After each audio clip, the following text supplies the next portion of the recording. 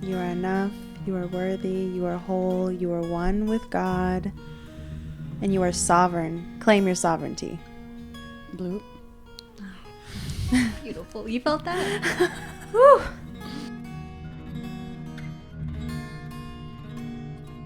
All right, so welcome back to the podcast. Today we have two amazing guests. We have a prismatic artist dedicated to creating embodiments of the divine through film, theater, and performance. And we also have a videographer and photographer focusing on telling stories of women and non-conforming people for the past 10 years. They're also co-founders of the Chrysalis Space and We Are the New Paradigm. Welcome to the podcast, Dezi Soley and Ev Marquee. Thank you. Welcome, guys. Thank you for being here. Thank you for having us. Glad to have you guys. So I'm really excited about this because they've been asking for you guys. You guys have been in-demand guests for our podcast. So very, very nice to meet you guys. Thank you for being here. So I always like to start off with getting to know people. So I guess I can just kind of, ask you guys a few questions. So we could start with Ev, since I'm staring straight at you. So are you born and raised in the Bay Area? No, I am not. No? Where were you born and raised? Yeah. Can't you tell by the accent? Darling. I was actually soy Mexicana. I was born in Mexico. Okay. Raised in LA, and I've been in the Bay Area for about 5 years. Okay, that's awesome. My father's actually from Mexico, so I'm Mexican as well. Mm. And then Dezi, what about you? Born and raised in the Bay Area? No, not at all. Born in Alaska. Alaska. Raised mostly in Idaho. Okay. And have been in the Bay for almost 9 years. Okay. Idaho. Is it true that there's a lot of potatoes in Idaho? There are some. There's some? Yeah. And then how long were you in Alaska for? Just like 4 years. Okay. And then early years, it was like 5 years, elementary years, where I was in Lompoc, California. Okay. Lompoc. Yeah. Wow. Lompoc. Yeah, Lompoc. Okay. That's an interesting place for sure. And then Ev, how old were you when you came from Mexico? I would say I was a toddler. I was maybe months old. Okay. Yeah, so most of my life was in LA. Okay. What part of LA? Most people are not familiar with Linwood, but Linwood, Okay. and it's It's the southern part, which close is to South Central and I forgot because I used to live in Southern California for 10 Oh, you years. did? Yeah. Oh, okay. I live in West Covina. You familiar? That's totally Yeah. not where Yeah. I'm not Yeah. LA. No. Yeah. They call it West Completely Cochina. Yeah. different. Yeah. Yeah, Linwood, Compton. Okay. That's the area. Yeah. What was it like growing up in Linwood? I mean, I guess it was chill. Like, there aren't very, like, at least not until now or very recently, there haven't been very, like, many community spaces or art spaces. Like, that's very new. Yeah. I think the most poppin' place for me was the library. The library. Wow. The Linwood Library. It was like it was sanctuary. Okay. That's awesome. And then obviously how old were you when you came to the Bay Area? Maybe like 20. Ooh, good question. Folks I trying to do don't math do in here? ages. So Okay. Just skip the age. I don't know, 5 years ago. 5 years ago. I wanted to ask you. 5 years ago. That's good enough. Yeah. That's good enough. Where in Mexico were you born? Guadalajara. Oh, okay. Oh, Guadalajara. Yeah. That's where all the Popular. light eyes and light-skinned Light people eyes. come from. Mm-hmm. Yeah.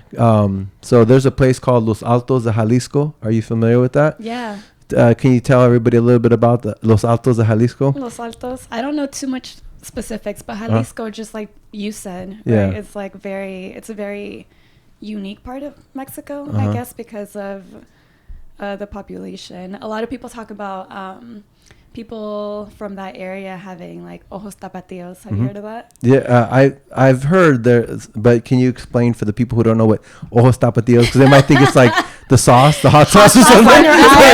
Like what? I got hot sauce eyes. What the heck? Yeah. I guess it's the English translation is kind of now that I'm thinking about it, it's like, I guess it's like saying sexy eyes, but it's not. It's like mesmerizing or like big. Okay. Just known for big, beautiful, like captivating eyes. Yeah. I heard there's a place there where like everyone's blonde and blue and like they don't even mix with like other they want to keep like the colors. Yeah. Is that true? Weird. Yeah. I wouldn't know. I didn't really explore. Oh, those okay. places too All right. much. Okay. And then Dezi, did you grow up mostly in Idaho or were you in the Bay Area for a long time? No, I mean, I would come. My father's been in the Bay since I was like 4. Okay. So I would visit. Uh-huh. So I always knew there was this magical place with brown people, black people. Yeah. But I would only come like once a year. Okay. So yeah, I've moved here. It's been almost 9 years. 9 years. Mm-hmm. You mentioned like, you know, brown, like it's very diverse, right? Like, you know, most people, if you grew up in California, you think the rest of the United States is diverse when really it's not, right? Can you kind of explain to the public out there, like the difference between There's growing up white like people out there, y'all. Lots of them. Lots of them. Yeah, no, actually half my family is white. So that was very interesting being the only like brown, black kid in the whole family. Wow. Yeah, there was a lot of experiences that I didn't understand what I was experiencing until I went away to college and, you know, took a bunch of government debt to read books by black people. To understand that, yeah, racism is a thing. Yeah, it's funny because if you grew up your whole life in California, you think, oh, the United States is diverse. There's tons of, you know, people, but no, it's not really like that. Like I've been to, like, I don't remember. I think I was driving through like Arkansas or I lived in Florida, right? Or Alabama, right? So there's Alabama's right above Florida. I think it's called, they call it LA, Lower Alabama or whatever. And it's pretty different than Florida, you know? And then I was in Panama City where, have you guys ever seen the movie The Waterboy? Bobby Boucher, Adam Sandler. Oh. It's from like Louisiana and like there's gators and like literally they crawl around in the front yard and all that. Like literally that's how it was in Panama City. Wow. Yeah. And I was like, hey, so you guys have dogs, right? And they're like, don't you worry about the alligators? Like, yeah, sometimes, you know, the gators get them, but we're like, oh, okay. I'm like, oh, geez, that's crazy, right? So Idaho. We don't have anything like gators roaming around. Yeah, not in Idaho, right? Just potatoes. Just walking potatoes. Yeah. No, I'm just kidding. That's like the whole stereotype. But I mean, tell us a little bit about Idaho. Like, you know, I'm sure there's a lot of beautiful. Yeah, things. the nature is beautiful. Boise, La Bois, City of Trees. So it's just like City of Trees. Yeah, it's in a like valley surrounded by mountains. Wow. So you could drive 15 minutes and you're up like at a ski slope or, you know, in the mountains. Wow. So Boise is kind of like California in a way. No? No, there's snow, right? I mean, there's snow. There's 4 seasons. Where's Well, like the Bay Area. Is that like East Coast or more? Like Nah, it's more on the Pacific mountain? Northwest. Northwest, okay. It's right next to Washington. Everyone says it's the Midwest, but it's right next to Oh, okay. It's a 12-hour drive away. Gotcha. So it's considered the Northwest. Mm-hmm. Oh, so so that makes sense then why it's green and like a valley, because this is a valley here, Silicon Valley, right? Like, so we're inside of a bowl, and that's kind of like, you know. Is it more desert here though? I don't think so. Not in the Bay Area. I mean, but the cool thing about California is you can drive to the desert. Right. Like, that's what I love about California is like you're not stuck in one climate. Like other places you might be stuck in a climate, but here you can actually drive to the desert or to like the snow or in this little bowl right here. It's like nice weather most of the time, right? So what brought each of you guys to the Bay Area? We can start with you. Since you got the mic already. It was to get to know my family. Okay. Yeah, get to know my father, my grandmother, who I've lived with for the past 8 years. It's been a total blessing. Okay. Yeah. So your father and your grandmother were already out here? Yeah. Well, my father's been here since I was very little, and my grandma, she came from Haiti. That's where my father's from. My grandma, Haiti. When I was Haiti. 14. So you're Haitian. Half, yeah. Nice. So like I said, I lived in Florida for a little while. So I met a lot of Haitian people. Yeah. They're cool people. Yeah. So you're half Haitian, half Idahoan. I like that. I've never heard that before. So half Haitian and half Idahoan. If you're an Idahoan out there, let us know. Wait, that kind of sounded bad. Never mind. Oh my goodness. Yeah. So your father, is he African American, Haitian? Haitian. Mm-hmm. Haitian. So your Haitian side was here in California. Mm-hmm. So like you said, you grew up with mainly your white side. I came here with the Idahoan side. Learn about myself. Yeah. Yeah. So I'm not half, but when I was a kid, I looked white. So I'm Mexican American. So I was never accepted by the Mexicans. They said, "Oh, you're too white. You're not Mexican." And then I wasn't accepted by the white folks either. They're like, "Oh, you're Mexican." I'm like, "Wait, but the Mexicans are telling me I'm not Mexican, and you're not telling me." So what was it? Was it kind of similar growing up in Idaho for you? Not growing up, because I was to them I was black. Oh. Okay, I was the black kid. Oh, wow. And you're light skin, light eyes, and you were like the... Yeah, I mean, because they don't... Yeah. I mean, when I was in elementary school, they weren't even celebrating Martin Luther King Jr. Day. Like, wow. It was... Yeah. That's crazy. So, yeah, no, there's, like, a lot of traumatizing childhood experiences. From yeah, being just, I can imagine. Little kids repeating what their parents say. Right. But then when I came to the Bay, and then, yeah, when I went to Haiti for the first time... yeah, that's when it was like, okay, where I'm like trying to find my identity, my racial identity, and it was confusing for a while. Yeah. Did you feel like kind of like home when you came to the Bay? Like just kind of like, man, I feel like this is more like my place, my vibe, or? In a way, yeah. I think for me it was connected. It was like there being queer community of color, like so many ways that I was finding home. My literal family. Yeah. And then, yeah, at that time I was like very radical and politicized and was claiming, it's through college, like claiming my blackness as a political identity. So I got right into like abolitionist work, prison industrial complex abolitionist work. Wow. When I moved here, and yeah, so I did. Yeah. Nice. Definitely consider it. Well, that's awesome. Yeah. And so, Ev, what brought you up here from Southern California? It's like completely different. Well, my whole family is in LA. Okay. So when I decided to move out here, I was working full time as a behavior therapist. Okay. And doing photography on the side. I guess long story short, I thought I was going to be following that route, like to like graduate school and, all these things. I wound up, can I curse? Yeah. I just caught myself. Go ahead. No, Yeah. go ahead. That's what I love about this podcast is like, it's free. You know what I mean? And we're all inclusive, whatever. So say whatever you want to say. Okay, great. Yeah. I already put it's not for kids when I post the video. You so did? yeah. Okay. Yeah. So little kids are like, Mom, just kidding. Yeah. I don't curse a whole lot, but I was gonna say shit went down. Yeah. I wound up quitting my job. I had a partner who was living in San Francisco at the time, and we were doing like long distance for about a year. Mm-hmm. So it kind of just worked out that I was done with that 9 to 5, like working really hard, doing like really draining emotional work, and having to put my creative work like second. So it became sort of like a blank canvas, like recreating myself as like a full-time creative. Yeah. So you followed your bliss. I did. Yeah. That's awesome, because that's what this podcast's all about. Like, we want to inspire people, because they say 87% of people don't like their job and 10% of people hate their job.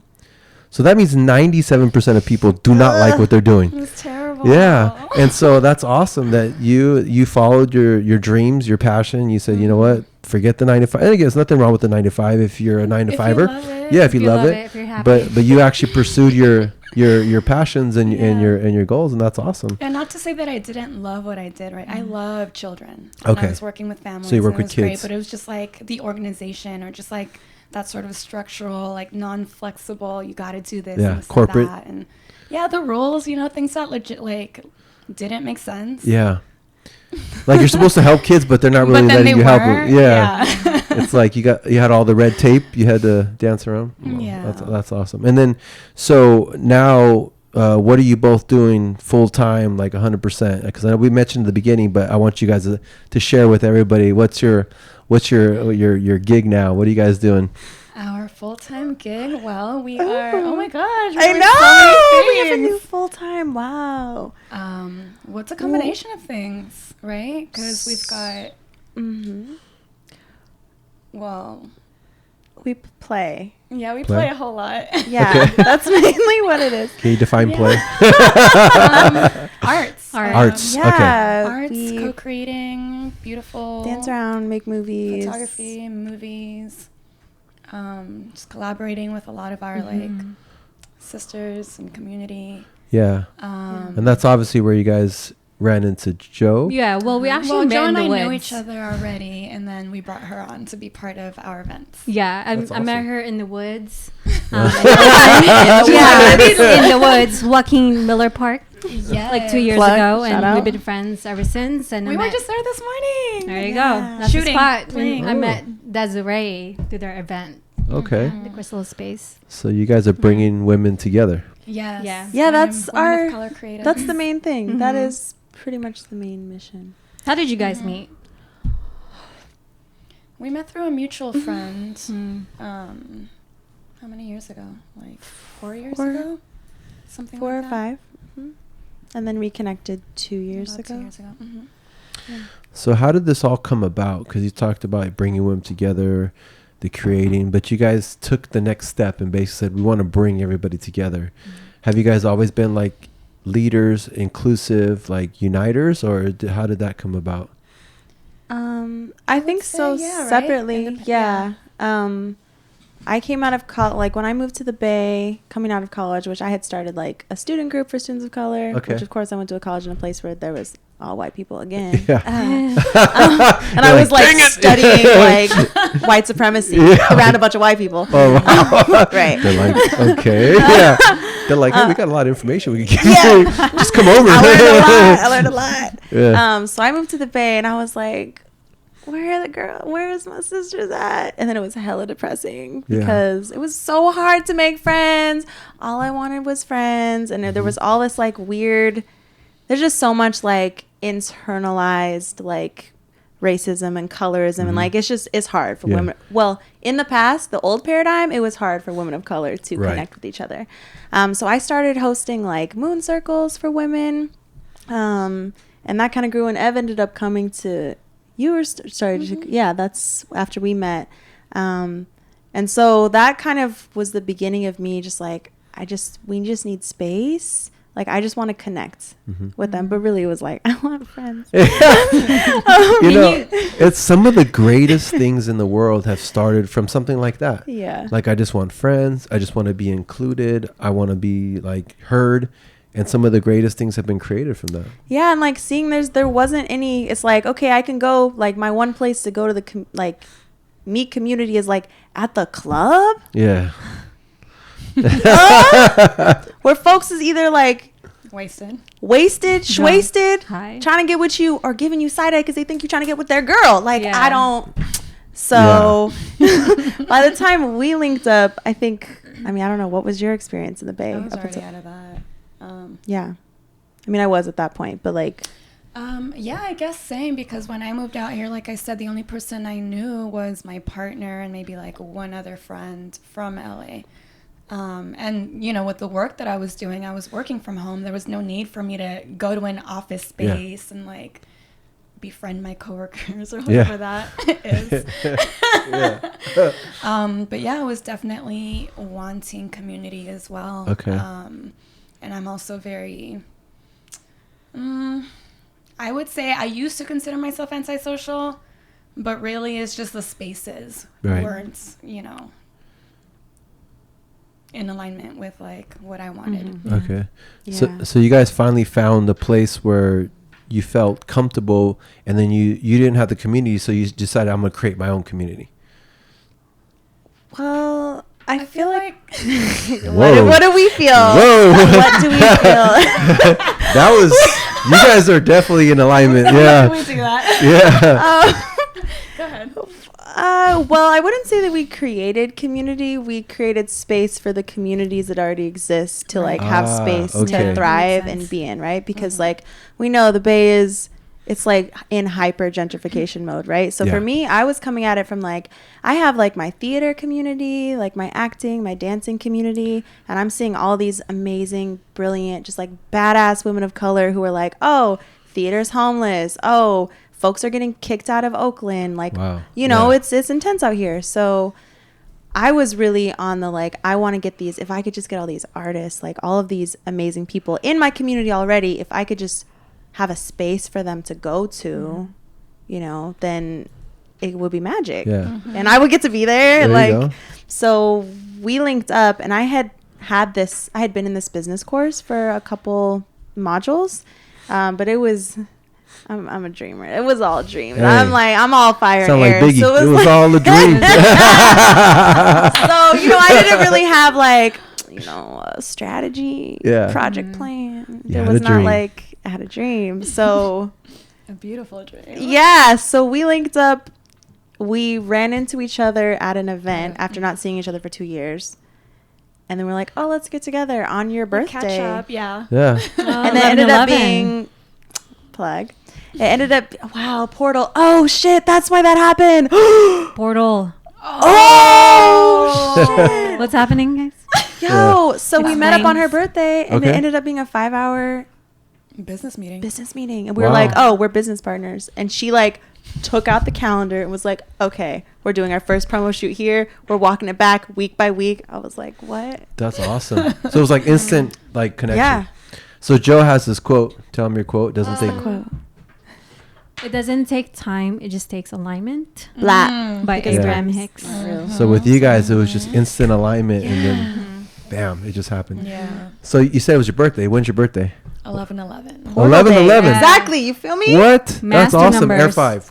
My birthday is 11/2. Okay. November 2nd, Scorpio. Hey. Right? Yeah. So Scorpion. I don't know how I can do that because I'm not that coordinated, but yeah.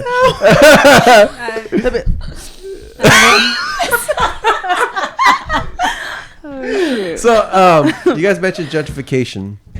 Are you guys from Oakland, or what part of the Bay Area do you guys live right now? I live in Oakland. My father's was in San Francisco Okay. for like, I don't know, 15 years, and then moved to Oakland. Okay.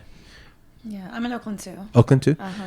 Okay, so I want to talk about that because, so I'll be 43 in November, 11/2, right? But the Oakland that I remember when I was growing up is not the Oakland that it is now, right? So you mentioned gentrification. Can you talk a little bit about that? Because I know Oakland's changing a lot, you know what I mean? And I don't know if it's a good thing or a bad thing since you guys are in Oakland and you guys are in the midst of it. Do you think it's a good thing? Do you think it's a bad thing? Like, can you explain a little bit about what's happened to Oakland like in the last couple of years? Well, as a non-Oakland native, I can give my perspective. Yeah, as a so as non-Oakland, someone yeah. who was 'Cause like, all the Oakland which is natives an be like, interesting, "What?" You know, yeah, yeah. right? It feels You're like "You're an from Idaho." interesting perspective, right? Of like, Yeah. I'm a black woman in Oakland. My family's been in Oakland for a while, and we're immigrant. Yeah. But I'm also not from there, so It's very unique though. So I can only say what I've seen the past like 10 years. It like right now it's really intense. I live right by the lake. Okay. I've been there, Yeah. at the Lake same Merritt? spot the entire time. And yeah, I mean, like I knew it was real when like the street got redone in like 3 days, and then all of our washers and dryers got turned into credit card washers and dryers. Whoa. Have you ever seen that before? So my grandma like can't do laundry, and it works half the time. Like there's been times where like it wasn't in the account and I Yeah. couldn't do laundry. Yeah. So Grandma was like, I "What know, happened to old the coin days. machine?" But yeah, I mean, I think the things that like the coffee shops are cute. I mean, this is like right pre-pandemic or whatever. The things are nice. Like we finally got that damn snow park, which the community has been asking for 15 years because Okay. the white people are now living there. Okay. So there are Thank nice you, white things people, for that at least, right? Yeah. there are nice things happening, but I'm like, it's like I feel like it's only a good thing if you can create space for the people who have been there. Yeah. And created the culture And there. unfortunately, I don't think that's what it's intended, you know? No. I think it's intended to basically Take over. take over. I grew up in the Bay. Yeah. And my perspective of Oakland Right, growing up yeah. was everybody I knew is from the Bay. Mm-hmm. And then as time goes by, I've been meeting a lot of people who are not from here. Okay. You know, and there wasn't, I mean, I was a teenager, you know, partying and stuff like that, and wasn't really into the art scene. So, but things have changed. Meeting a lot of people not from here, you know. So Yeah, they call it ICE. So I'm from San Jose, and obviously this place has changed more than anything. The Silicon Valley, right? So when I grew up in San Jose, it was Vietnamese and Mexican, pretty much, right?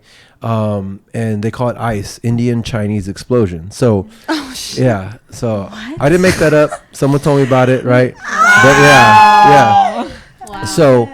So the Bay Area you see now is all these tech engineers. Yeah. Right. Most of them are from like India, from the Asian countries, and they're just taking over. You know what I mean? And like Joe was saying, like I don't recognize this area from the one I grew up. I'm not saying it's a bad thing or a good thing. I'm just saying it's completely different. Like I moved away to Southern California for 10 years from 2001 to 2008. And I love Southern California, by the way. Like I would still be there if it weren't for the 2008 crash, because I was in real estate. And so when real estate happened, I went from mama, I made it, to mama, can I move back into the house? You know what I mean? So I came back, right? But yeah, when I came back to the Bay Area the first time, I didn't even recognize it. Like I was like, whoa, like so many new buildings, so many new everything, and the people is just completely different, you know? Yeah. But so now you guys are in Oakland, and Oakland is actually, it's good and bad, right? Because of the gentrification, right? I knew Oakland was changing when I went there and I saw hipsters all over the place, and I was like, wait a minute. There's a white Artists, and dude you're like, with a beard. Like, I don't remember this. I remember, African American or Mexicans. And by the way, at one point, Oakland was majority Hispanic. Really? I didn't know that. Yeah, like it was like. What year? This is probably, and don't quote me on this, but maybe the 2000s or maybe like the late 90s or something like that. You know, because it went like from majority like African American to majority Hispanic, and now it's majority like, I guess, hipster or whatever. I don't know, right? Yeah. I'm just kidding. I'm just saying that because I don't know if you're hipster. I'm not making fun of you. I'm just saying like that's what I see when I go to Oakland. Yeah, it's an observation. You know what I mean? Yeah. It's what I see, right? I grew up like how for me growing up in the Bay Area, all my friends were people of color. Wow, that's awesome. Everywhere you go, like Oakland, San Francisco, that's all it was. Yeah. But I think a lot of it is because it got expensive, right? Like the Bay Area, this area is get rich or get out pretty much. So yeah, it's the cost of living really. So when all the home prices started to go up, a lot of people, because I remember my entire family used to live in San Jose, like everybody. And those were the cool days. Like everybody got together because I'm Hispanic, big old families, right? Again, that doesn't mean if you're Hispanic you have big families, but usually it happens. It's just another observation, right? And then all of a sudden things started getting expensive. And then they started building houses in Sacramento. So they could have like a 10-bedroom house or like a 5-bedroom house for half the price that they could in San Jose. So people started leaving. A lot of people went to Stockton, Tracy, Mather, Elk Grove, Sacramento, right? So really that's when, I don't know if you call it gentrification, but that's when the outward migration started in the Bay Area. And then you had all these people coming in from other places that are highly educated, tech workers, and just driving up the prices of the home. So that's kind of really how everything started. But so I think Oakland was kind of like the last of the Mohicans because it's still the somewhat affordable place in the Bay Area city, like Oakland, Hayward. They're still kind of affordable like, in comparison to San Francisco. Yeah. So Okay, we just compared to San Francisco. Okay. Yeah, of course. So this house is like $1.7 million.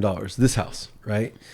You could still find a house in Oakland maybe for under $1 million, which is kind of ridiculous because these are just normal houses, right? You go to like Southern California or Idaho. What can you get in Idaho for $1 million? Yo, I remember growing up, it was this thing. It was like, yo, the Californians moving to Idaho because they could just buy mansions. Yeah. Just like giant mansions. Yeah. And they sell was their living house? in a little tiny thing back in California. But now they live in a mansion. Like there's a meme that says like San Francisco, 3,000 a month. It's like a little shack, like no bathroom, whatever. And then you go to Idaho, it's like a freaking mansion. But yeah, but anyway, so now you guys are in Oakland. You have this thing going. Talk a little bit about the Chrysalis Space and the stuff that you guys are doing. So we started off hosting monthly pop-up events for women and femmes of color back in November. And I mean, it was a really beautiful experience. Like we shared earlier, that's how Joe was involved, Des was involved. Every month was a different theme, and it revolved around like collectively what was happening, but also like within ourselves and our personal like spiritual journeys and like growth aspects. But I guess I can share sort of like how those went. Yeah, of course. Go ahead. Hey, it's your guys' podcast, so you guys can share whatever you want. Yeah. Yeah, so we always started off with like community dinner. And this was vegan nourishment. Yes, plant-based. Vegan nourishment, yes. At the East Bay Community Space. Okay. And we would invite different women of color to collaborate. So whether it was like a performer or a spiritual leader, a speaker, we've had people do like facilitate Qigong. To facilitate what? Qigong movement. What's that? I guess it's Chinese, right? Is it Chinese? I don't know why you're looking at me. It might be Chinese. Like Tai Chi. It's not Qigong, is it? No. Just kidding. I mean, it is Qigong. It's like you're playing with chi. You're playing with energy and moving it through your body. Got you. Okay. So we've had, someone come in and do that. Shout out to Cindy. Yes, Cindy Bo. We actually just had a shoot with her this morning. Our girl Chanel Stroman, she does like yoni steams. Yoni adore. Yes, yoni adore. His eyebrows go up. Yoni steam. I don't know what the heck. I'm just trying to like. What is yoni? You know what a yoni is? Your yoni is the female. I know portal. Tenderoni. I don't know yoni. It's far from tenderoni. Yoni is Sanskrit for vagina, basically. Oh. Yeah. I know that. I'm very familiar with that. You're very familiar with I'm the very yoni. Well, I never heard it called yoni before, but I'm gonna start using that now. Yes. So stuff like that, different healing modalities. Okay. Yeah. Okay. So you guys heal the yoni. There was an event where there was a lot of that. Womb healing. Womb healing. Womb is basically called womb healing. Okay. Yeah. Remember I told you when I did my ayahuasca, I was rubbing like my hands on my stomach. I was like, I'm healing you. I was like basically doing womb healing. Yeah. Well, under the medicine. And I don't know if you guys will agree with this, but I've noticed that, let's just say the Bay Area, because that's where I'm here. I've noticed a lot of people at least people that I'm running into, are leaning towards healing. There's a big healing movement. Yes. Yeah, like there's a huge healing movement. Like everyone's healing. Like everyone's like, I need to heal. So that could be because of our culture that's pretty kind of, I don't want to say I don't like to be like real doomsday, but let's just say the culture has been damaged a lot over the last last generations, right? And a lot of people, they need healing, right? But I've noticed that now people are, I don't know what it is. Maybe you guys can talk about that. What is leading people to healing? Do you guys know, or is it just kind of a movement, or? It's a global movement. It's a like intergalactic movement. All right.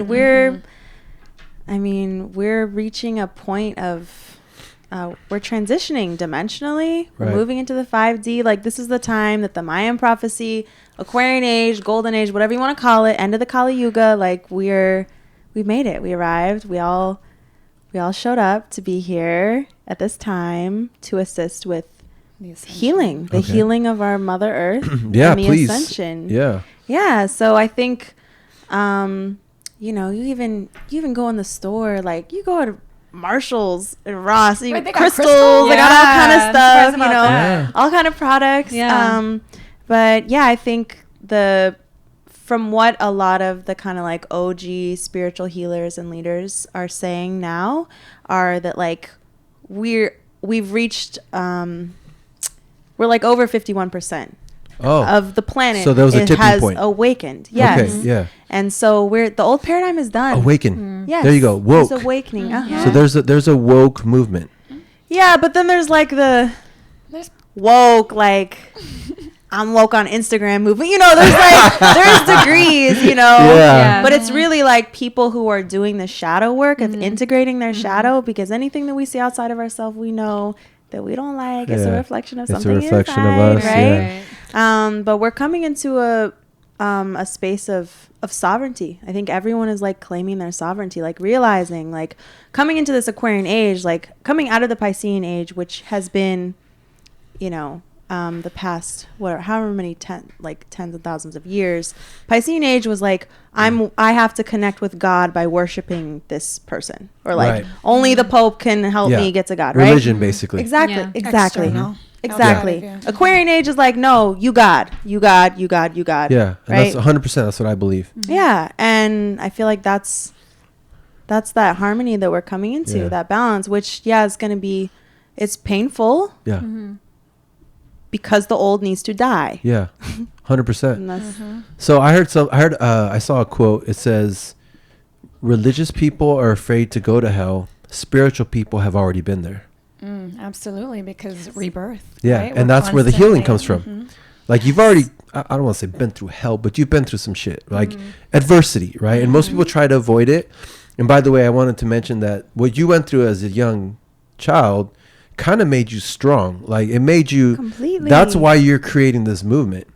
And I chose it. Yeah. I believe that I wrote it in my soul contract. Yeah. I'm gonna experience all this fucked up shit so I can wake up. Yeah. Right. So there's a quote, another one I love. It says, I either learn or I win. So it was not really a bad thing. It was a lot of lessons, right? That you carry with you now, because like what doesn't kill you makes you stronger, obviously, right? You're still here, and now you're flourishing with your partner, and you guys are creating this movement, this space, right, for people. But honestly, do you think that would have happened if your upbringing was just like rainbows and butterflies and unicorns, and you didn't have that adversity that kind of molded you and built you into who you are today? No, I mean, I don't. Yeah. I mean, who knows? Who knows? Because Who there's knows? so many possibilities. Right. So many timelines. Your mission is your mission. Yeah, you're going to get on your mission. One way or another. You might get fucked up by a car accident when you're 30 because you wasn't listening. Yeah. But your mission is your mission. Yeah. You always be on it. So it's also a perspective, whatever happens in your life, you know? You got to take a good look at it and realize, and don't judge what happened. Yeah. Right? You got to have like a lot of compassion within yourself. Yeah. So. And that's awesome. That's why I love her as my, co-host here, because she's very compassionate. And that's one of the things that I like is compassion.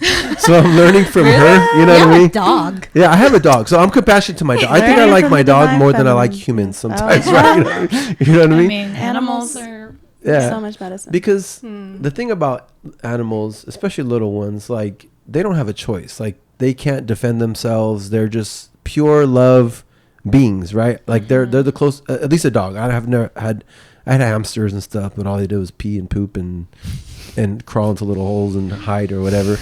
But a dog is like, and by the way, dog spelled backwards is God.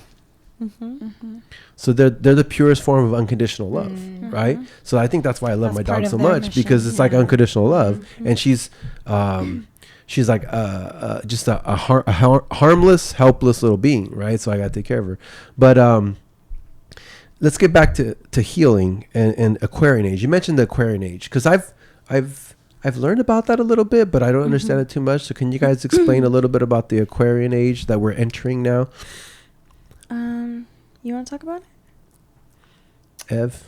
Dezi? I feel like we'd just be tapping into the energy of what Aquarius holds, right? Like the expansion elements and the collective. By the way, Scorpio and Aquarius is supposed to be a really good combo. At least Scorpio male, Aquarius female, I've heard. I mean, it depends on your birth chart too, right? And like your moon and your rising. And also, And you can you could transcend planets. anything. I mean, Okay. anything. So it's just Because we all- have it all within us. There you Yeah. go. But yeah, from the like Vedic, ancient Indian Vedic perspective, we're moving out of the Kali Yuga, which has been, it's essentially like the last stage of the play. God's Okay. got to wrap up the play. Okay. The play has to end because a new play has to begin, right? So Okay. it's been pretty hellish on this planet for most people. Right. You know, like this has been a slave planet for thousands and thousands of years. Right. And that is what we are exiting out of. Okay. So that's why right now you see people talking about child trafficking, survivors coming out. I mean, the level of people, survivors speaking, Yeah. you know, this like throat chakra activation is so huge. And we have to see this shadow. It's like in order to like, yeah, right, birth, like you have to see it and look at it. And I think, you know, moving, because this is kind of 2012 is when this energy really like came online. Okay. 2012. Okay. Yeah, and people thought it was going to be a big thing, and then it happened, and Right, like, which is associated with the Mayan Okay. calendar. Yeah. I don't know if you guys saw that meme. It's like the whole Leonardo DiCaprio where he's making that like laughing face. No. He goes, the Okay. Mayans, when they accidentally wrote 2012 as it's supposed to be 2021 or something like that, and they're like, yeah. Anyways, whatever. Oh, shoot. But, go back. I'm sorry. I didn't mean to- You see a lot of memes. On Yeah. Isaac. Memes is like that's what today is. Memes are like, I don't know what they call it, but it's gonna be something important. Like it History. sounds kind of It's a ridiculous, form of release. It's Yeah. just like comedic relief. Yeah. but it sounds ridiculous. But that's gonna be kind of like the artifacts for like the future for Generation Z. Yeah, like Generation Z is gonna teaching their grandkids with memes. oh my goodness. Like the one I'm gonna tell my grandkids that this was so and so or whatever, right? Anyways, I digress. Let's get back to Wow. the Aquarian Age. Oh, yeah, no, it's so exciting. Yeah. What's an ending of something and a beginning of something? So there's a rebirth. So the Earth, is it the Earth that's rebirthing or regenerating? I mean, Did as the a Earth have whole- some Human yoni? beings too. As The a Earth had whole, some because yoni we healing? are the Earth. We are. We're Yeah. made of. Yeah, we're all connected, It right? is a cycle that our So, like, whole as organism is parts going of- through. Right. But Like what she goes through, we also go through, right? So as we heal the planet, like we heal ourselves, Yeah, and vice I versa. agree. So I believe a lot of these problems come from the disconnect. yeah, Like not us, but most of the world is so disconnected from from the Earth. heart, which From is the Earth. heart, Yeah. the heartbeat of Earth. That is Yeah. the connection. Yeah. Yeah, from their bodies. Yeah. And, Which is and Earth. unfortunately, most of those people are in power. Yeah. Right. And they're the ones that pretty much control. Because I don't know if you guys have seen that new documentary called Kiss the Ground with, what's his name? Woody Harrelson. He's also vegan, by the way. So just briefly, it talks about how we can actually save the earth by just changing the way farming is done in this. Like, it's that simple. Change the soil. The earth will. So like yoni, that's kind of like the yoni from Earth is changing the soil, right? Is that what we were talking about? The yoni, the healing. No, because so Yeah. basically, if you have a healthy soil, it means you have healthy food, healthy people, healthy planet. Yes. Yeah. So So talking when about you- pH. Yeah. Is that what What? pH levels? I Of the don't know. soil? I mean, Alkaline that- water? Yeah. but it's that simple as far as just changing the way we farm. Because Yeah. obviously factory farming is one of the biggest killers of the planet, right? But because the people in power don't want to do that, it won't happen. It's not going to happen until we change the people that are making the decisions at the top. Well, yeah. Which The people the powers that were, Yeah. because power is shifting. Yes. And power does not go easily. We No. know this. So, we're going to get all this apocalyptic, it's the end of it's just because they're dying. Yeah. They're holding on for their last. They're fighting it's to on the the end. Yeah. deathbed. It's Yeah. the old dude from the deathbed. Yeah. Like, he's going, though. Yeah. Good. So- I hope so. Yeah. A friend of mine told me this, like Mother Earth, by the way, Mother Earth is actually not dying. No, she's No, she's fine. She's been ascending. here. Our ability Been to here. survive in the climate is dying. So Mother Earth is always going to be here. It just might be different. It might be like a desert. Like we had an ice age. So if we don't change, not we, but if the powers that be don't change the way it's going now, it might be a completely different climate. Like there's still going to be life. It might not be us. It won't be us. It'll be like maybe cockroaches, bugs, whatever can survive on that climate. But Mother Earth is not dying. It's just changing unless we stop the climate change. Does that make sense?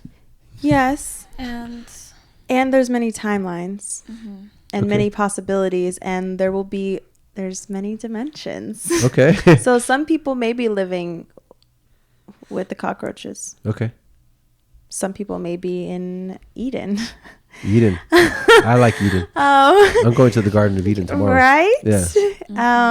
Yeah, but I think, it's not just like we can't just wait for the people who have the power to make 100%. some changes. It's like it's literally our daily how are we throughout our day connecting and healing the earth? Like literally as simple as visualizing and sending love to the earth. Going outside, sending love to the tree with that intention. Have you seen this the Schumann resonance? Have you seen that? It's pretty much a map. They look at the electromagnetic field of the earth. Wow. Okay. So when it's super, super high, that's like, it's really good. It's popping. So they've shown, there's all these studies that they've done. I don't know the guy. Y'all could look it up. But where there's been mass meditations, the Schumann resonance spikes. So it's pretty much just proving like collective intention, literally just thought, visualization, sending love to the earth.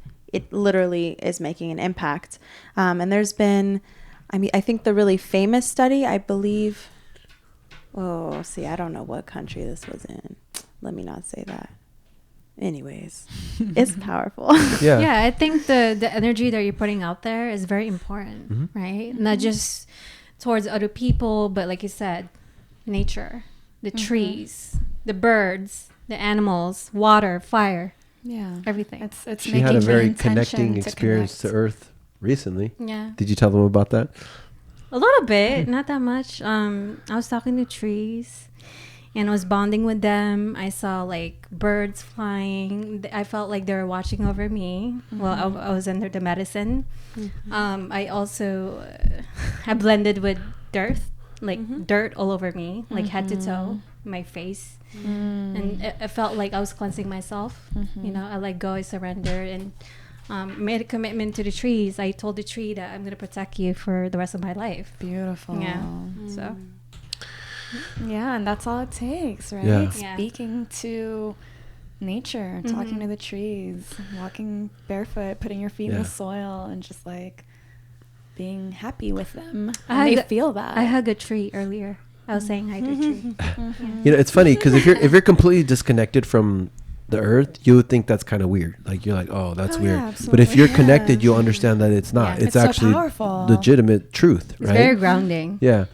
And so like, let's talk about being plant-based, because I know you guys are plant-based, and I'll just talk about that was the biggest change in my, I guess you would say my identity, because they say peace starts on the plate. And I believe that once you start changing what you put in your body, you become just more, if you become plant-based, you become more connected to earth, more connected to nature, more what's the word? I don't know. Compassionate. What I lacked big time. Yeah. So for example, and then the quarantine was a big deal too, right? So for example, I used to think my dad used to garden a lot, and I was like, what are you doing, Dad? Like, that's for old people. Like, why are you gardening? Right now I have this big old garden in my backyard and I love it. Like I'm like, I need more plants. I need more vegetables. I need more fruit. You know what I mean? And,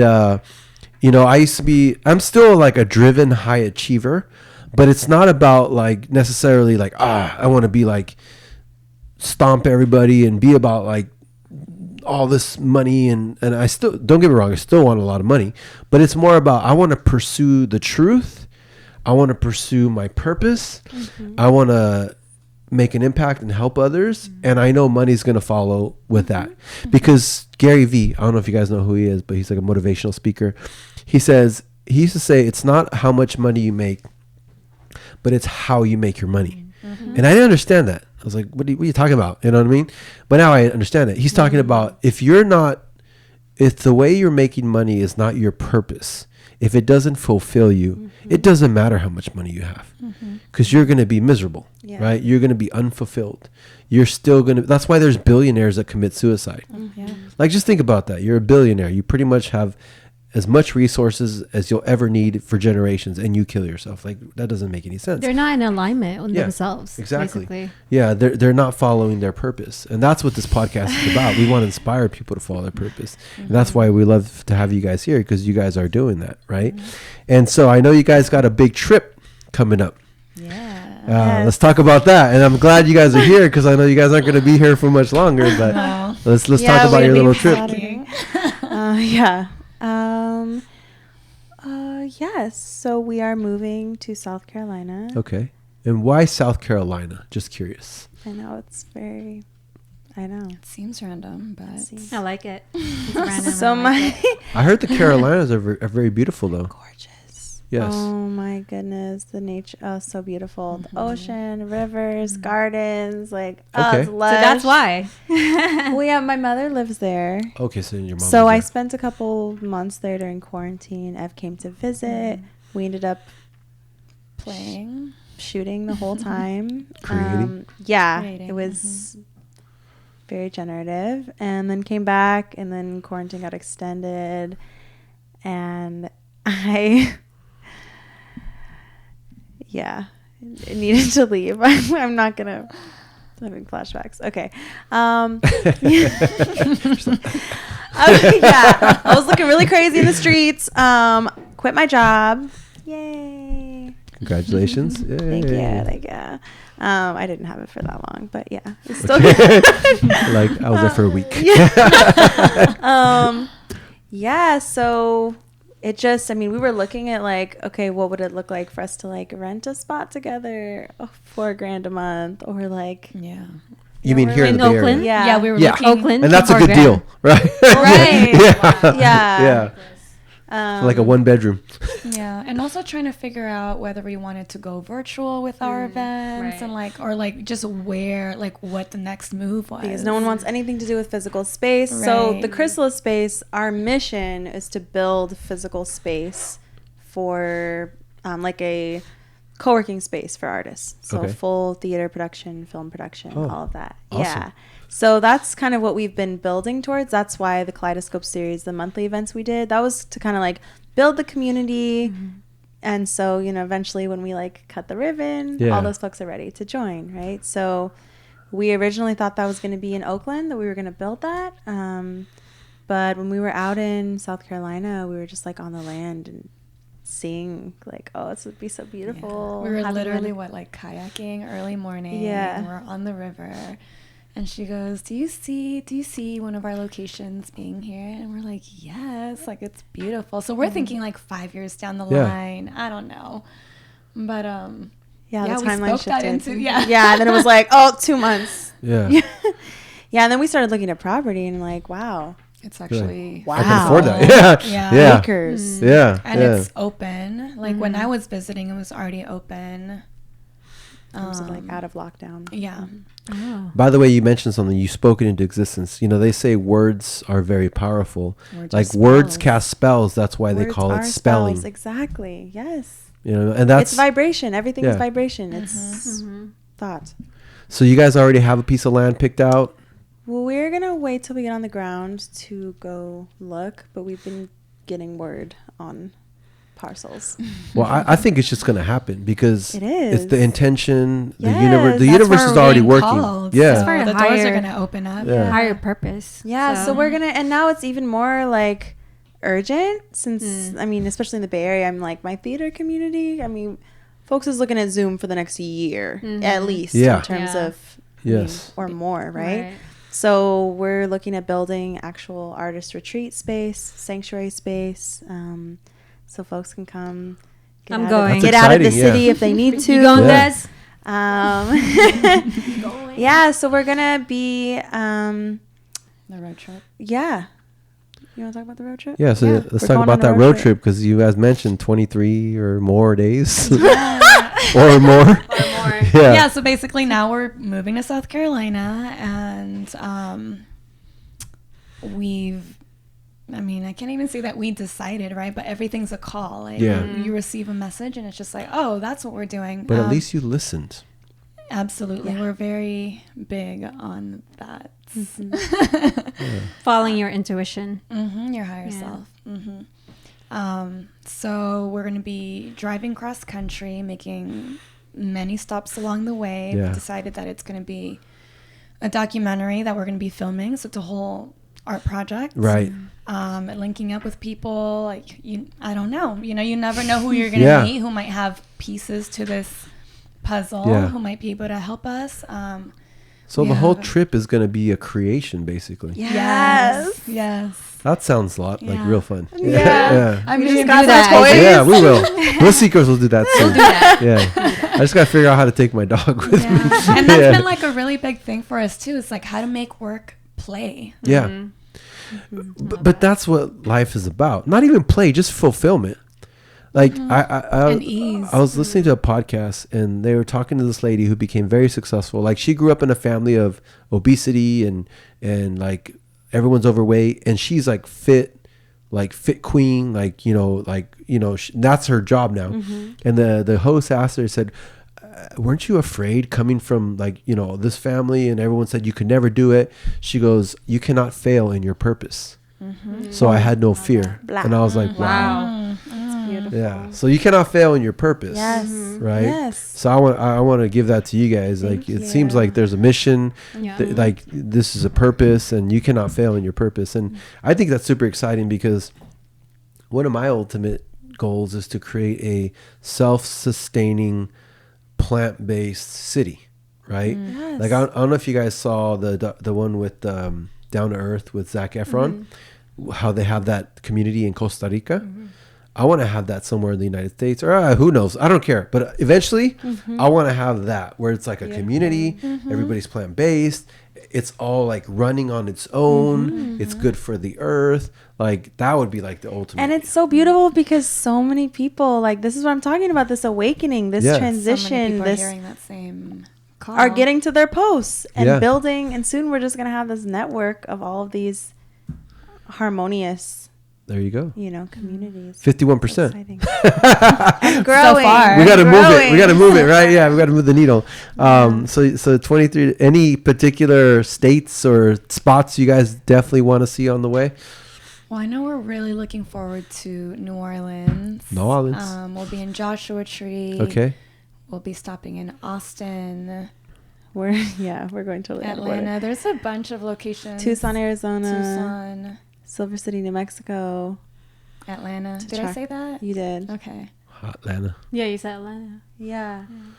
Are you guys taking all your stuff or are you just getting That was rid of my next everything? question. Oh, Go ahead. Ask. neither. We have a U-box.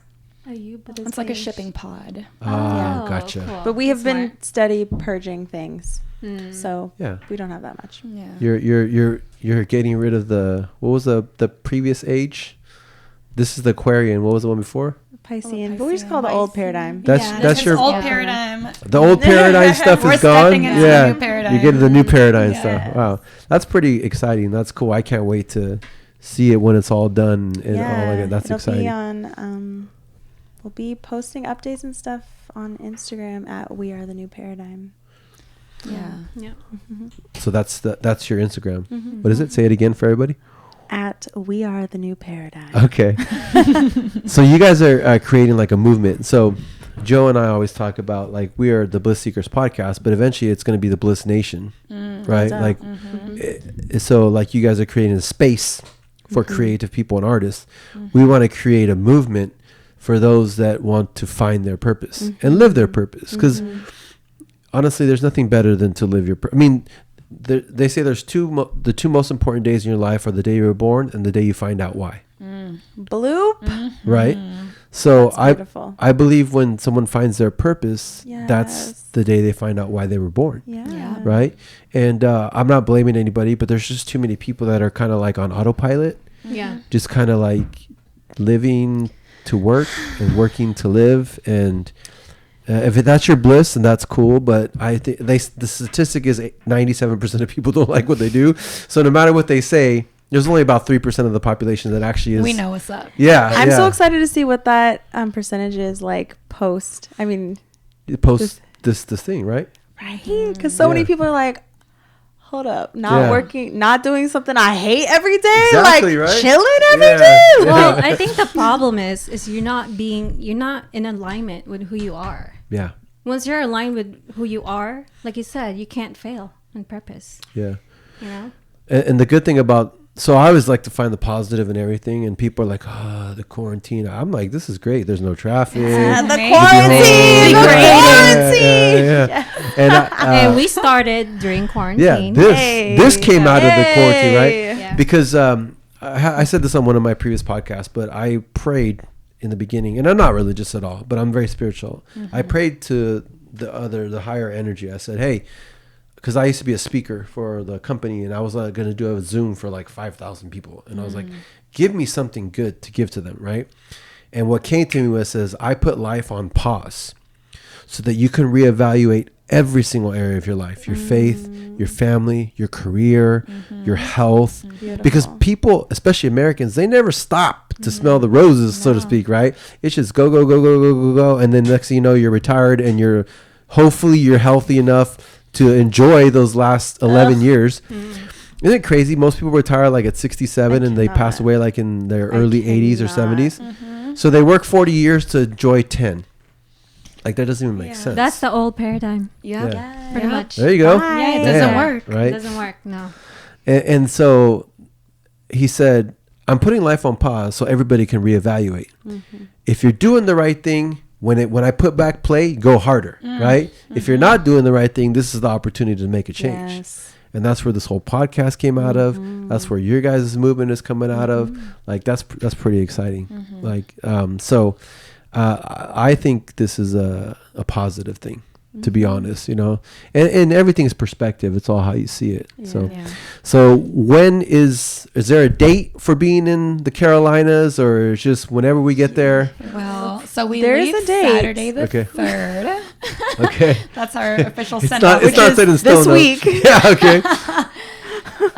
Tentatively October 23rd, but you know, we're a little flexible with those final days, the last stretch. Isn't that amazing though? Like, there's no like you can be flexible. Yes. I mean, that's the beauty of being your own boss, Yeah. right? Like, They say what you want. They say the freedom of choice defines the new rich.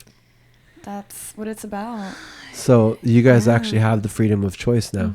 Like, if you say, hey, I want to make my 23-day trip a 33-day trip, you can do it. If I want to make my trip whatever, if I want to stop here, if I want to lay on the grass for a whole day and do it. Yeah. Yes. So the freedom of choice defines the new rich. Yeah. So again, I'm not saying I don't want money. I want a lot of it. I want to be a billionaire, right?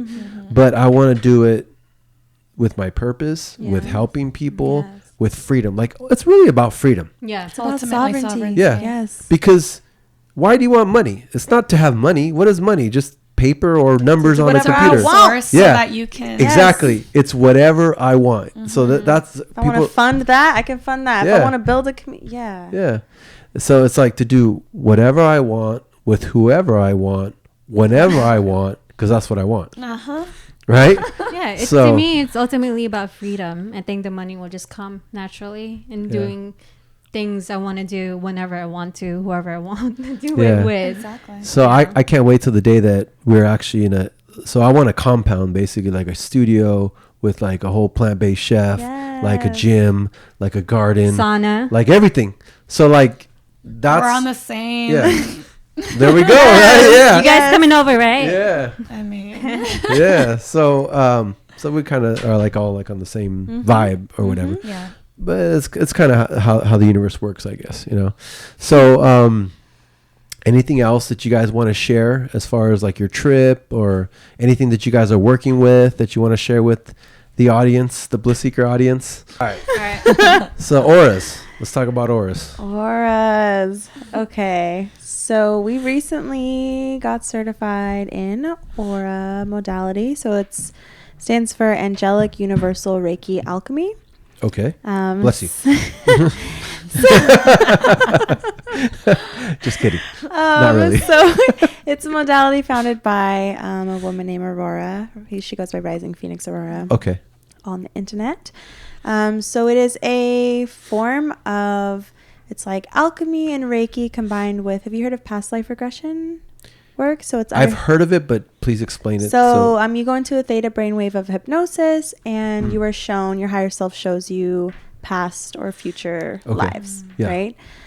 So in this modality, we do that, and then we go into a body scan. So this is really, as practitioners, we're really just facilitating a self-healing process, because it is the client's higher self that is guiding the entire thing, with the assistance of the angels or any benevolent guides, ancestors they want to bring in.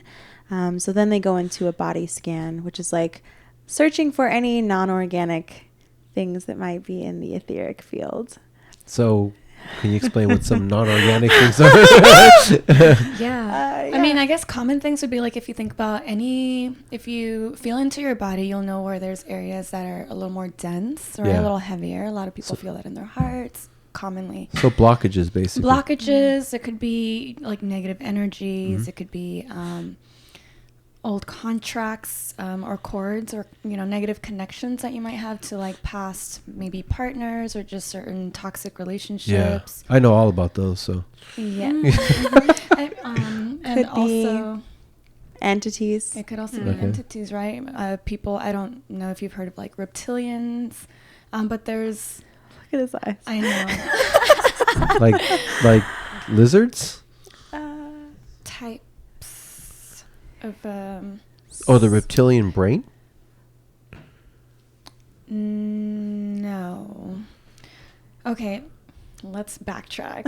Okay, you know how there might be even like people, you refer to them maybe as like having vampiric energy, like people who might like, you come into their contact they suck and they all kind the of energy out. Yeah. Right, like right. parasitic entities that are just like latching onto your auric field and like feeding off of your light. And especially if you're empathic. Exactly. Because I think I'm somewhat of an empath. Because I could feel like, I could just sense like when someone's just on a bad vibe and they walk in the room, just like, ugh, you know what I mean? So we know that the 3D, what we can see here, is like very limited. Right. There's a lot going on. We live in an omniverse. There's all kind of dimensions. There's all kind of beings that we can't see that are doing all kind of stuff. So and I grew up Christian, so I learned it in terms of like there's demons around, or there's angels, good right? and evil, God and devil, So out of that framework, like there are, according to what we've learned, and like there's like science now backing this up, there are many different entities that people have come in contact with throughout the universe, throughout the omniverse. Some of them, most of them are benevolent. Some of them are malevolent.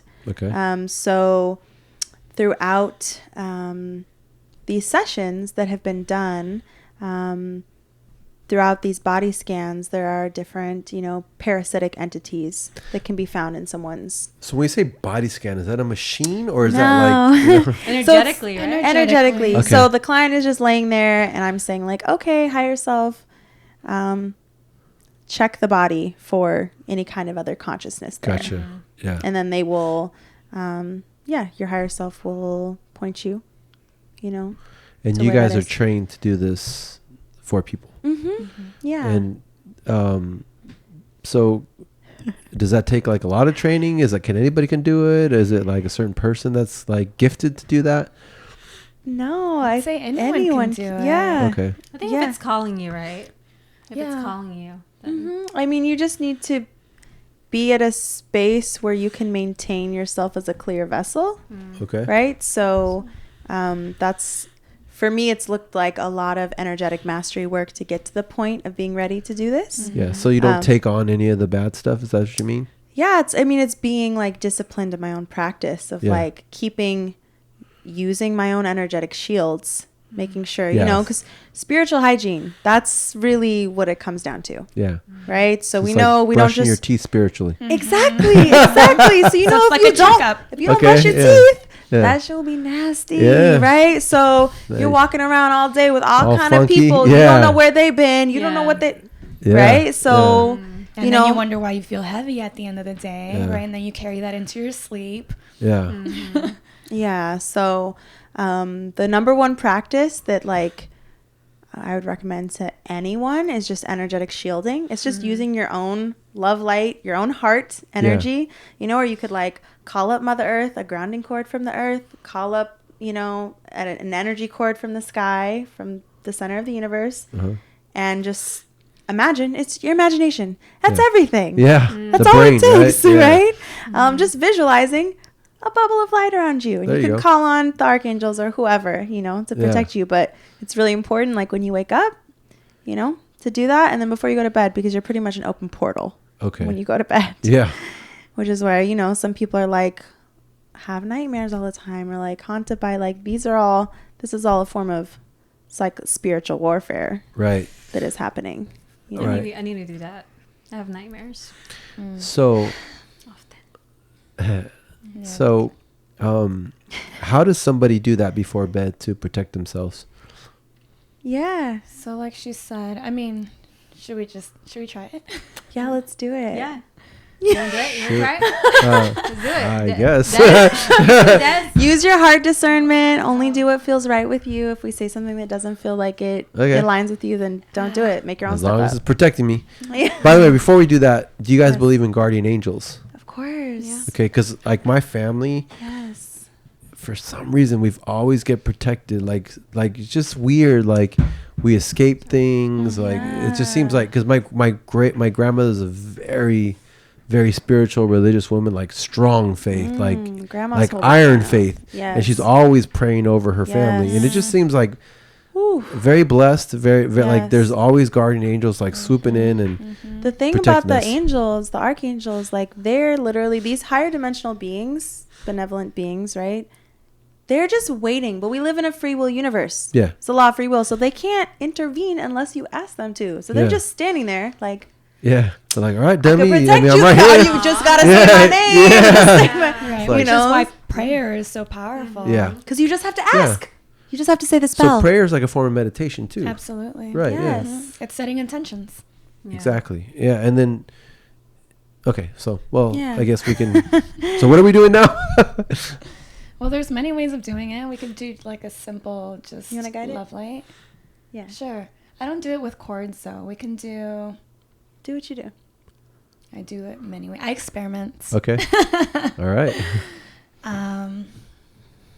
Okay, so let's go ahead and close our eyes.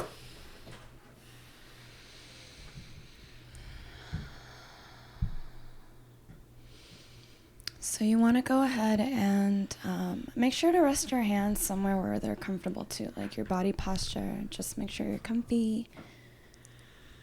And you're going to imagine a light source that's coming from the heavens. It could be from a star, it could be from the sun, it could be from the moon, the cosmos. Just imagine source love light coming down from above, and it's going to enter your crown, which is the top of your head. So again, it's all in your imagination. You can see it sort of like a daydream. So just imagine that light coming down into your crown. Down through your body. It's going to go down your spine, filling every part of your spine. You can have it swirling around your third eye, down to your throat. Just imagine that light sort of like cleansing and clearing all the way down to your heart. And then your belly area, your solar plexus, down to your sacral area, to the root. And from there you can have it come outwards, have it expand to your your limbs. Have it spread out your arms, through your legs. And we're going to anchor some of this light in your heart. And from that heart, you want to imagine that it's sort of like expanding and pushing the light out of your arms, like through your arms and out your hands. So the reason, this is how Reiki works, right? Like you basically have heart chakras in the palms of your hands, and this is how people are able to heal, by using their hands. So you're going to imagine this light coming out of your hands. So what we can do right now is go ahead and just rub your hands together. Whoopsie. You rub your hands together and bring your hands left above the right over your, like in front of your tummy. And now we're sort of playing with that energy, kind of like how we talked about chi earlier. And maybe it'll feel like static or tingles. You'll feel something. It might feel like a breeze. It might feel like warmth. And just imagine that light energy sort of swirling in your hands. And you're going to start creating a bubble. And you can literally physically expand your arms outwards to create the bubble, or you could just do it in your third eye's mind. You could do it in your imagination. But you want to feel it, and you want to expand that light outwards. Through every breath, just expand it out and out and out until it surrounds you completely, like a bubble of light that's coming from the heavens, the cosmos, down through and out your body, out of your hands, and expanding to encompass your entire auric field. And for some, it might take some practice, you know. It was taking me maybe like 10, 15 minutes. Now it takes, you know, your imagination gets like more creative, and you try different things. But as soon as you do that, you can go ahead and you can set an intent. You can either, we call this the I am love light. And the way that Aurora teaches is she does sort of like an invocation, and you do everything in threes. So as you're maintaining this energetic love shield all around you, it's an energy field. We're going to invoke the I am light. So go ahead and just repeat after me.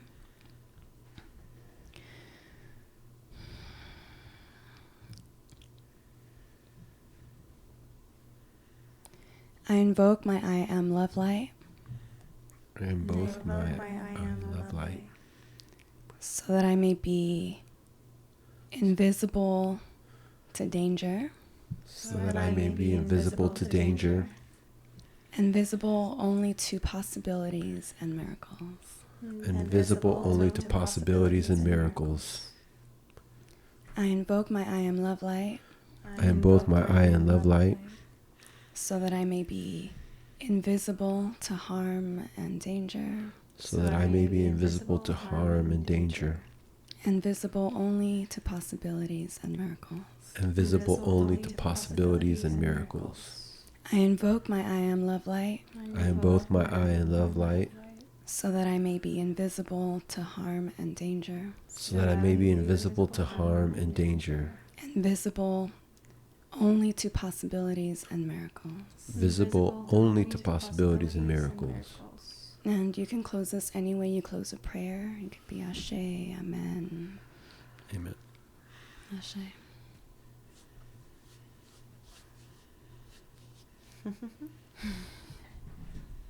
My hands are super warm. Yeah. Mine are tingly. Yeah, I feel like all the dead skin's coming off my hands. My light was coming from the moon. I'm just like, imagine it, and like bubble, and then my bubble got bigger and bigger, so we're all protected. Oh, here. beautiful. Wow. Yeah, you can do this with do it over yourself, and then you do it over your house. In your car. Mm-hmm. And always with the intention of not harming anyone or overstepping anyone's boundaries. Yeah, 100%. You know, it's funny. It's not funny, but I've noticed that like most of the women that I've been in like long-term or serious relationships with are very, the only word I can come up with is like a tree hugger, but I used to say tree hugger, right? connected But to nature. I wonder why I always attract these women that are just like very earthy, spiritual, like literally. And maybe I just fought it a lot, like no, whatever. But yeah, something about that, like that's who my strongest connections have always been with, and it's pretty cool actually. That was awesome. Cool. Thank you. So this is definitely a unique podcast, right? So those of you guys out there, if you like this, try it. She just gave you an example of how to clear energy and protect yourself, and if you and leave it in the comments if you've ever done it before, if it helped you or your experience. Yeah. So this is another piece to the puzzle that you guys are putting together is healing and all that. I think we're going to be doing some on the road, probably some sessions. We'll see. Hey, I just had a vision. You guys are going to meet people and heal them all the way there. All the way there. All the way there. Holding space for them to heal themselves. So basically another space, right? Yeah, exactly. Creating a space. Creating spaces. It's like literally just step right here. Yeah. Like your guardian angel's like, right. Come on, buddy. Like, stop falling in the same hole. Yeah. But awesome. So I know, Joe, you have some questions for them that you wanted to ask them. There's something I thought about when we did like a few podcasts ago. I was like, I want to ask like 6 specific questions to our guests. I love Joe 6 questions. I thought about you guys, and these are my 6 questions, and you guys can answer like one by one. So the first one is, what makes you feel grounded? Breathing. Breath work is powerful. People don't even realize it. Like, just think of when you're in anxiety, how your breath is versus when you're calm. Breath is life. That's awesome. So same for you, breathing? Same, and also being in nature. Definitely, I spend the majority of my time barefoot. Nice. To ground. Cool. So the next one is, what's your anchor in life? Love. Yes. I love these questions and answers. In life. Okay, both of you, same. The third one, I literally just made this up earlier today. I love it. Channeled information. She obviously knows came from you the guys. heart. Yeah. All right. So the third one is, what is one advice you want to give to anyone who are like not feeling good about themselves right now? You are enough. You are worthy. You are whole. You are one with God. And you are sovereign. Claim your sovereignty. Bloop. Beautiful. You felt that? Okay. So if you were an animal, what would it be and why? Oh, we shapeshift out here. So which animals are we? I'll go with butterfly, because I chase the sweetness. That sounds really lovely. You are a butterfly flying around, So we can only give you one? Are you trying to give them all Just away? one. Oh, just one. Okay. Yeah. This one for now. For now, the snake. Like the one why on the your snake? foot? Exactly. The one crawling up my foot. What the heck? Get off me. Yeah. Dang, I want to say so many. Well, that's the animal I've been working with the most, along with the crow. But I say snake because, they're associated with the Kundalini, right? They have the ability to sort of transmute energy, and helps you sort of just like come out I don't know how else to say transmute, but y'all get what I mean, right? Shed, like shedding the old skin, exactly, old patterns. It's a lot about like rebirth. Okay. Do you guys realize that both of your animals have a metamorphosis? The butterfly is a worm. that transmutes into a butterfly, and the snake Constantly sheds its shedding. skins every time it grows. That's very symbolic of Yeah. where we're at. Yeah. That's interesting. Okay, fifth question. So, what are the 2 things that you do to raise your own vibration?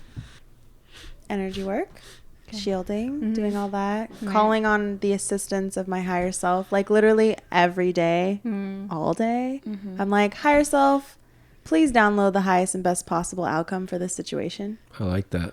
Literally, align me with my destiny timeline. My destiny timeline. I only want the best, highest and best. Destiny Higher timeline, self. right? Yes. We should do that. Yes. And sound singing. Sound singing? Okay. Mhm. It's beautiful. So real quick, I told her before this podcast, I said I visualize myself having a routine before every podcast, Yes. like a meditation, like a higher self, something Yeah. where I can be in the best Yeah. vibrational state, so it could be the most amazing podcast. And you just gave me something, so thank you. Yeah, Yeah. beautiful. I'll talk to the higher self. Yes. Destiny It is timeline. you. Got it. All right. Yeah, and that language comes from Miriam Hasna, Yeah. who's an amazing. She's amazing. Self-talk is powerful, Yeah. because if you think about it, most of our self-talk is negative. Mm-hmm. You Right? just gotta I It's can't do not- that. It's non-organic. program it. Like you said, right? It's not Those are organic. the- it's The not only organic. thing, this Those is are- our teacher Aurora says, Mhm. the only thing organic to humans is love. Exactly. Yeah, that's So- awesome. I love that. Where's the other If stuff it's come not from? love, it's not you. Social It's not media, yours. TV, That's AI. weird parents. Mm-hmm. So I saw another meme that said dating. Just real quick, it said dating is meeting somebody else whose parents messed them up just as bad as your parents messed you up. Wow. Well, and then you heal. Just kidding. I love you, parents. That's the old It paradigm. was a meme. Higher self. Be quiet. Just kidding. Tell me to be quiet. Just kidding.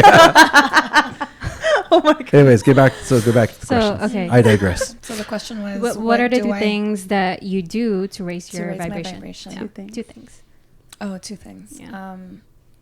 Same, constant, like meditation, prayer, Mhm. and a practice of gratitude. I First like thing in the that. morning, Gratitude. and if not in the morning, at the end of the day. Okay. Like, I'll tell myself 3 things that I'm grateful for. Amen. I love that. I'm applying this in my life. Okay. Yay. It's amazing. It's a great way to Yeah. start the day or end it. Yes. Right. Right? If you've had a crap day, if you can Mhm. think of 3 things, that's done. Yeah.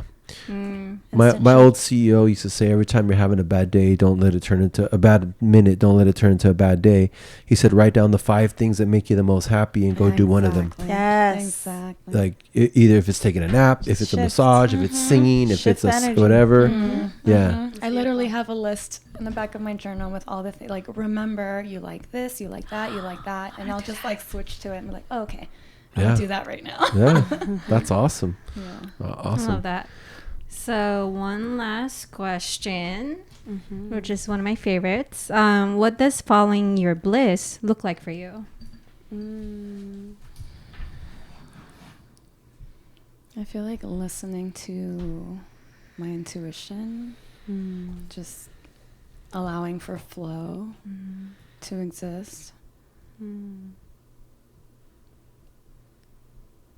Yeah, that's surrender. Yeah. Yeah, for me it's movement, it's dancing, which is flow, and it's joy. Like whatever moments bringing me joy, like that, like I feel like I'm a little kid. Like that joy. That's it. Yeah. That's where I'm going. I love that. That's awesome. Because they always say, after they don't say act like a kid, but be childlike. What is Yeah. childlike? No fear, happiness. Just like No you look at the insecurities. flower and you're Yeah. like, oh my like Yeah. any little thing makes them Yeah. excited, Yes. you know? Like, Yeah. yeah, that's what they mean by be childlike. It's 'Cause, about being in a constant state of wonder, Yes. and curiosity. And if you think little kids always think so big. Yeah, right? Awesome. I like that. So I think we're going to start adding that as a part of the podcast. Joe's 6 questions. 6 at the end. cues. It's called 6 Six cues. cues. Yeah. It's gonna be different. Almost Per- every per time. guest. Per guest, depending on the guest. so, Yes. Yeah. Yeah. Depending on the Joe's guest, 6 of course, cues. right? Yeah. Maybe I'll have some 6 questions, right? Yeah. So,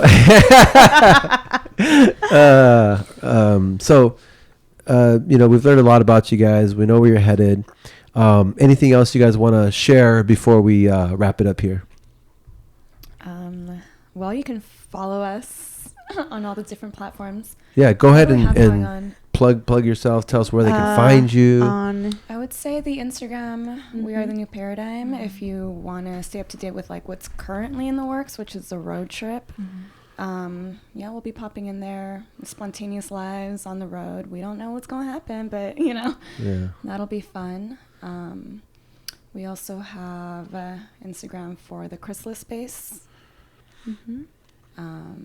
What else? And in our personals, you can find me in my photography and videography at Marquee. That's EVMARQUEE.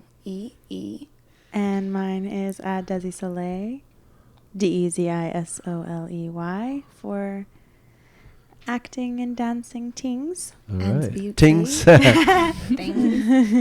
Okay. Yeah. And we'll definitely leave it all in the description below. Beautiful. So, well, thank you guys so much for being here. It was amazing. I look forward to seeing the creation you guys are going to make for your 20-something day trip, right? Yeah, and I can't wait till you guys have a big piece of land and you have a space and you know, we're all joining you. Well, maybe them. I'm not a power lady, but You're a power man.